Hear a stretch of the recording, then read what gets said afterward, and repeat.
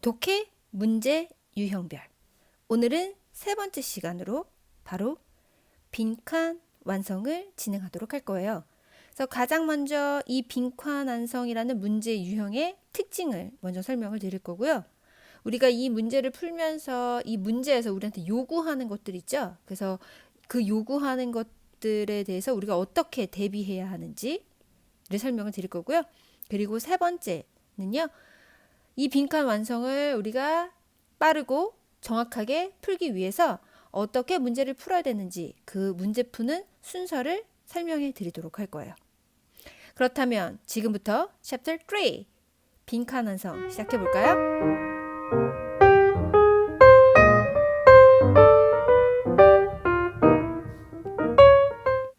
기본적으로 첫 번째 이 빈칸 완성 문제의 어떤 특징을 설명을 드릴 거예요. 빈칸 완성이라고 하면 우리가 보이기는요. 지문이 있고 보기 4개가 있는데요. 지문에 빈칸이 이렇게 있는 거예요. 그래서 이 빈칸 안에 과연 어떠한 보기가 들어가야 되는지 이 알맞은 보기를 선택하는 게 바로 빈칸 완성이죠. 빈칸 완성은 어떤 문제냐면 추론 문제라고 생각하시면 됩니다. 추론 문제. 추론 문제라는 건 뭐냐면 이 빈칸에 들어갈 이 내용들이 지문에 직접적으로 언급을 할 수도 있고요. 아니면 언급이 안 될 수도 있어요. 그래서 본문에 등장하지 않는 경우에는요. 우리가 추론을 해서 빈칸에 무엇이 들어갈지를 알아맞혀야 되는 상황인 거죠. 그래서 결국 추론을 어떻게 하느냐가 되게 중요한 건데요. 우리가 예를 한번 들어서 철수라는 애가 있어요. 철수라는 애는 작년에 A라는 여자를 사귀었는데 A라는 여자애가 나이가 20살이었고 키가 170이었고 그리고 직업은 학생이었고 그리고 올해 들어서 B라는 여자를 사귀었는데 여자가 27이었고 키가 169였고 직업은 뭐 승무원이었고 또 지금 현재 여자친구는 C인데 나이는 31살인데 키가 171이고 뭐 직업은 백수 이렇게 한다라고 하면 우리는 철수가 이제 이러한 준 정보를 통해서 우린 추론을 하는 거죠. 아, 철수는 키가 큰 여자를 좋아하는구나.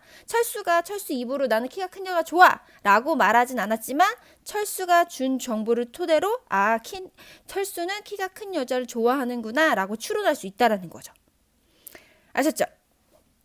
그래서 추론 문제라는 건 직접적으로 언급을 할 수도 있어요. 그러면 정말 너무 편하고 우리 문제 풀기가 수월하겠죠? 그러나 언급하지 않고 이렇게 주어진 정보를 우리가 추론해서 답을 찾아야 되는 경우도 있다라는 거죠. 그래서 빈칸 완성 같은 경우는요. 우리가 이렇게 독해 실력, 이렇게 추론하는 독해 실력을 사실 요구하는 유형이에요. 그래서 일단 빈칸 완성이 어떤 게 빈칸 완성인지 우리가 찾기 위한 힌트는요. 당연히 지문에 빈칸이 있을 경우도 그렇고요. 문제 유형의 예시를 보면 이렇게 밑줄 친 부분, 밑줄, 빈칸, 밑줄 이렇게 문제 내에 밑줄이나 빈칸이라는 단어가 들어가고 그리고 지문 내에 이렇게 밑줄 또는 빈칸이 있을 경우 이거는 빈칸 유형이다 라고 생각하시면 돼요. 그렇다면 우리 이제 두 번째 이제 빈칸 유형이 무엇인지 어떤 게 특징인지 파악을 하셨을 거예요. 그러면 이 유형을 맞추기 위해서 여기에서 우리한테 요구하는 것들이 있고 그것을 우리가 대비해야 되는 것들인데요. 그 두 번째를 설명하러 가보도록 할게요. 빈칸 완성 문제를 풀려면요. 당연히 첫 번째로 뭐가 필요하느냐? 해석 능력이 필요하겠죠. 왜냐하면 한 문장 한 문장을 정확하게 읽을 수 있어야 되니까. 그리고 나서 필요한 게 두 번째, 독해 실력인데요. 여기에서 독해 실력이라고 얘기하는 건 뭐냐면 이 글의 요지, 즉 중심 내용을 파악하는 거예요. 그 이유는 뭐냐면 지난번에 제가 설명해 드렸었는데요. 하나의 지문에는 하나의 중심 소재와 하나의 주제가 있다고 말씀을 드렸어요. 결국 하나의 지문에서는요. 글을 쓴 저자가 하고 싶은 말은 딱 한 개밖에 없다라는 거예요. 그러면 결국 그 뒤에 여러 가지 내용이 나오겠지만 그 여러 가지 내용은 다 주제와 다 부합하는, 결국 같은 얘기를 다른 말로 전달하는 거라는 거죠. 그렇다면 여기에서 독해 실력, 즉 요지를 파악한다라는 건 뭐냐면, 여러분이 지문을 볼 때 가장 먼저 중심 소재와 글쓴이의 의도를 파악을 하는 거예요. 그래서 여기서 중심 소재를 찾고 주제를 찾죠. 그리고 나서 글을 그 뒤를 막 읽어요. 그러면 그 뒤에 있는 내용도 다 이 주제와 부합하는 내용들이 나오겠죠. 그러다가 빈칸이 떡하니 나와요. 그러면 이 빈칸 주변에서 이 빈칸에는 주제와 부합하지만 과연 어떠한 내용이 들어가야 되는지, 구체적으로 어떤 내용이 들어가야 되는지에 대한 힌트를 얻을 수가 있어요. 그래서 두 번째, 빈칸 주변에 힌트를 찾는 거죠. 그래서 빈칸에 들어갈 내용은 첫 번째, 중심 소재와 글쓴이의 의도에 부합하는 내용이 들어가 줘야 되고요. 부합하는 내용 중에서 어떤 부분이 빈칸에 들어가야 되는지에 대한 힌트는 바로 빈칸 주변에서 찾으시면 된다는 얘기예요. 그래서 지금 말씀드린 중심 소재와 주제를 파악하고 그리고 빈칸 주변에서 힌트를 찾는 건 바로 여러분의 독해 실력을 요구하고 있다는 거죠. 그래서 여러분이 이 빈칸 완성 유형에서 여러분이 실력 발휘하기 위해서는요, 가장 먼저 기본적인 거죠. 해석 능력이 필요하고요. 그리고 나서 이 글쓴이의 요지를 정확하게 파악할 수 있는 독해 실력이 필요하다는 얘기예요. 이해되셨죠? 오케이. 근데 되게 예외적인 경우가 있어요. 바로 빈칸이 첫 번째 문장에 있는 경우인데요. 예를 들어서 빈칸이 첫 문장이 있다 란다는 건 결국 첫 문장이 아까 뭐예요? 글을 쓰는 의도를 드러내는 주제라고 말씀드렸는데요. 첫 번째 문장이 주제가 되기 때문에 그 뒤에 있는 내용들을 읽어서 그 뒤에 있는 내용들을 다 포괄하고 그 뒤에 있는 내용들을 일반적으로 설명할 수 있는 핵심적인 내용을 담고 있는 보기가 바로 정답이 된다는 얘기겠죠. 그래서 빈칸이 맨 앞에 있는 경우는 그 뒤에 있는 부연 설명을 읽어야 되고요. 그리고 그 부연 설명에 대한 포괄적이고 일반적이고 핵심적인 내용이 들어간 보기가 정답이 된다는 얘기겠죠. 오케이. 그렇다면 이제는 문제 푸는 순서 저희 같이 가볼게요. Part 3 문제풀이 순서인데요. 가장 먼저 문제 유형을 확인해요. 문제 유형을 확인하는 방법은 일단 문제에 빈칸이라던가 또는 밑줄이라는 단어가 있고 그리고 지문 안에 뭐예요? 그런 빈칸이나 밑줄이 있는 경우가 바로 이 Chapter 3 빈칸 완성이라고 말씀드렸어요. 그리고 나서 지문으로 가요. 지문으로 가서 중심 소재와 주제를 파악하죠. 중심 소재와 주제를 파악하고 그들을 쭉 읽다가 빈칸 주변에서 뭘 찾는다? 힌트를 찾아요. 주제에 부합하는 내용 중에 이 빈칸에 들어갈 내용이 무엇이 들어가야 되는지, 구체적으로 어떤 핵심적인 내용이 들어가야 되는지 힌트를 찾는 거죠. 그리고 나서 보기에서 답을 찾아 정답을 선택하시면 됩니다. 오케이. 그렇다면 지금까지 저희가 배웠던 내용들을 복습하는 시간을 가져보도록 할 건데요. 여기 지금 문제 10번 같이 한번 보도록 할게요. 가장 먼저 뭐부터 확인하라 그랬죠? 문제 유형부터 확인하라 그랬어요. 스텝 1 문제 유형. 밑줄이 들어가 있죠? 그리고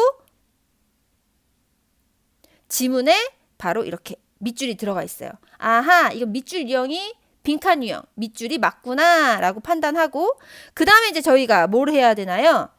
Yes, 바로 지문으로 돌아가서 첫 번째 지문에서 초반에서 뭘 찾는다?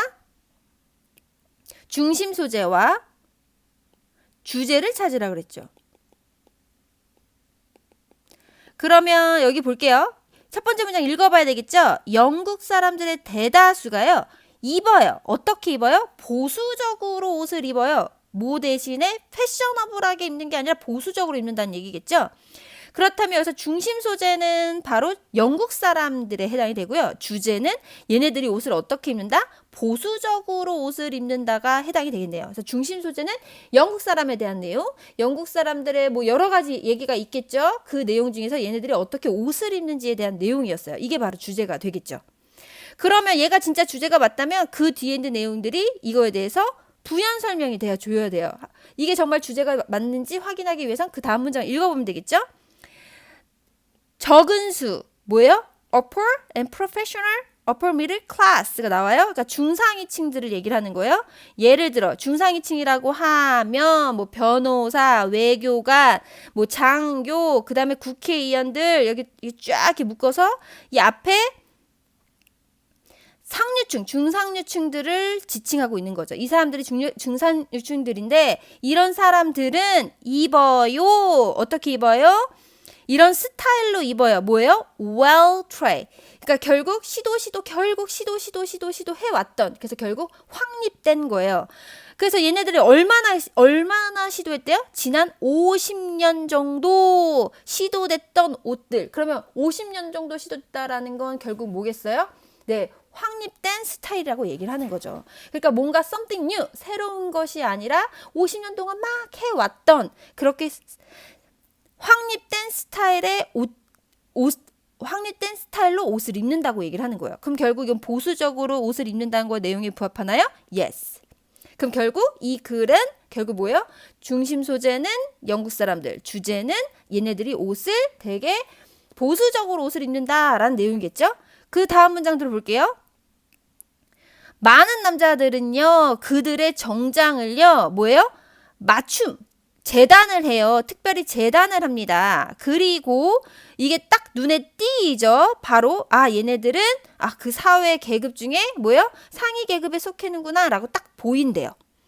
오케이. 그래서 결국 눈에 딱 띈다라는 건 결국 뭐예요? 우리가 이미 다 알고 있다라는 거겠죠. 그래서 뭔가 새로운 게 아니라 저거 뭐야? 저게 옷이야, 바지야, 막 이렇게 얘기하는 게 아니라 눈에 딱 띈다라는 건 뭐예요? well tried style 이라는 얘기겠죠. 그럼 이미 저건 딱 보면 뭔지 안다라는 건 이미 확립된 스타일로 옷을 입는다라는 내용이에요. 결국 같은 내용에 해당이 되는 거죠. 그러나 그들이 어떻게 옷을 입는지 여기서 그들이라는 건 상류층을 얘기를 하겠죠. 그들이 어떻게 옷을 입는지는요. 전적으로 대표를 하진 않아요. 뭘 대표하지 않아요? 그 사회, 여기서 말한 사회는 영국을 얘기를 하는 거겠죠. 영국 사회를 다 대표하진 않아요. 일반적으로 얘기를 해요. 그래요. 지금 첫 번째 주제 문장은 영국의 상류층에 대한 내용이 아니라 그냥 영국 사람들을 얘기를 했던 거였어요. 그래서 여기는 지금까지 내용은 상류층에 대한 내용이었죠. 근데 여기 중심 소재가 상류층이 아니었단 말이에요. 그래서 그 뒤에 뭐가 나오냐면 대다수의 사람들은요. 그들의 옷을 사요. 어디서? 길거리에서 사는데요. 여기 of부터 끝까지 묶어줄게요. 여기서 앞에 high street stores 수식해 주고요. 여기서 of high street store 결국 길거리 상점 중에서 이 마크스와 스펜서가 must be 반드시 뭐예요? 유명함에 틀림이 없다. 유명하다. 그 유명한 곳에서 옷을 산다라고 얘기를 하는 거죠. 여기서 스펜서 뒤에는 which be가 생략이 된 거죠. 그래서 주요 영국 다국적 리테일, 그러니까 소매상인 마크스와 스펜서 에서 사람들이 옷을 사 입는다고 얘기를 하는 거예요. 그러니까 뭐 결국 대다수 사람들이 옷 사 입는 그 곳에서 옷을 사 입는다고 얘기를 하는 거죠. 그럼 여기서 지금 결국 누구예요? 다들 중산층에 대한 내용이죠. 중상층이라기보다는 그 영국의 대다수 사람들, 일반적인 사람들에 대한 내용이 나오는 거예요. 그래서 여기서 그들이라는 건 일반적인 사람들이에요. 상류층 말고 일반적인 사람들. 그들은 입어요. 옷을 입어요. 어떻게 입어요? 딱 중산층 사람들이 옷을 입어요. 완벽하게 그럴듯한, 괜찮은, 그러나 뭐 하진 않아요? hardly stylish. 스타일리시는 하진 않아요. 결국 지금까지 얘기를 들어봐도 일반적인 사람들, 중산적인 사람들도 딱 봐도 중산층처럼 옷을 입는다. 결국 얘도 주제 문제에 부합해서 뭐예요? 스타일리시하게 입진 않고 뭐예요? 보수적으로 옷을 입는다는 얘기죠. like 여기서 like는 stylish예요. 유럽의 대부분의 어떤 그런 기본적인 스타일리시와는 거리가 멀다라고 얘기를 하는 거죠. 그래서 실제로 여기서 지금 어떤 결론 같은 걸 내리고 있죠. 영국은요 여전히 뭘 가지고 있어요? 평판을 가지고 있어요. 띠리리한 평판을 가지고 있어요. 어디에서? 유럽에서. 그리고 그들은 별로 신경 쓰지 않아요 라고 얘기를 하네요. 오케이. 그래서 빈칸 주변에서 힌트를 찾으라고 했는데요. 그래서 바로 hardly stylish에다가 동그라미. 결국 주제와 부합하는 내용인 거죠. 결국 영국의 우리가 영국의 무슨 상점 뭐 이런 거, 뭐 상류층 뭐 이런 거 얘기를 한 거라고 생각할 수는 있겠지만 그건 사실 예시를 들어서 설명을 드린 거였고 이 글을 썼던 사람이 하고 싶었던 말은 영국 사람들이 어떻다? 옷을 되게 보수적으로 입는다. 저 뭐는 아니다. 되게 패셔너블하게 옷을 입는 건 아니다. 이거예요.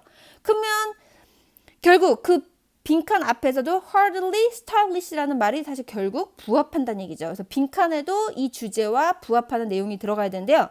저기 1번에 부지런, 전혀 상관없어요. 이거 옷 입는 거에 대한 내용이었어요. 2번은 옷 입는 거 맞고요. 거만하다 이것도 옷 입는 거랑 거리 멀죠? 4번은 conservative라는 이 단어가 첫 번째 문장에서 conservatively라고 나와서 단어에 여러분이 집중하시는 분들은 단어만 보고 얘를 답으로 선택을 하실 수 있는데요. 이거는 제가 누누이 말씀드리지만 단어에 의존해서 문제 풀면 이렇게 오답을 선택하게 되죠. 4번에서 하는 말은 너네들은 보수적이지 않다라는 얘기예요. 우리는 지금 성격을 얘기하는 게 아니라 옷을 얘기를 하고 있는 거기 때문에 사실 4번은 그 어떤 것도 맞지 않죠. 그러면 결국 패셔너블하지 않다. 그 반대 패셔너블하지 않다라는 말에 가장 부합할 수 있는 것은 바로 2번이 정답이 되겠죠. 물론 이 글에서 얘가 영국 애들이 옷을 못 입어. 정말 최악이야 라고 말한 건 아니지만 우리가 추론할 수 있는 거죠. 얘네들은 패션과는 거리가 멀다. 얘네 원래 입던 대로만 맨날 입는다. 그 말을 이렇게 추론할 수 있다라는 거죠. 오케이. 그러면 it's your turn. 이제 여러분이 해야 될 시간인데요. 나는 저렇게까지 할 자신이 없다라고 생각을 하실 거예요. 괜찮아요. 한 번에 어떻게 이렇게 하면 영어가 그렇게까지 지금까지 어려웠을 리가 없겠죠. 차근차근 여러분은 해석부터 차근차근 하면서 글의 요지를 찾는 것도 연습을 같이 해주시면 돼요. 그러면 여러분이 직접 문제를 풀고 연습해보는 시간을 가져보도록 하겠습니다.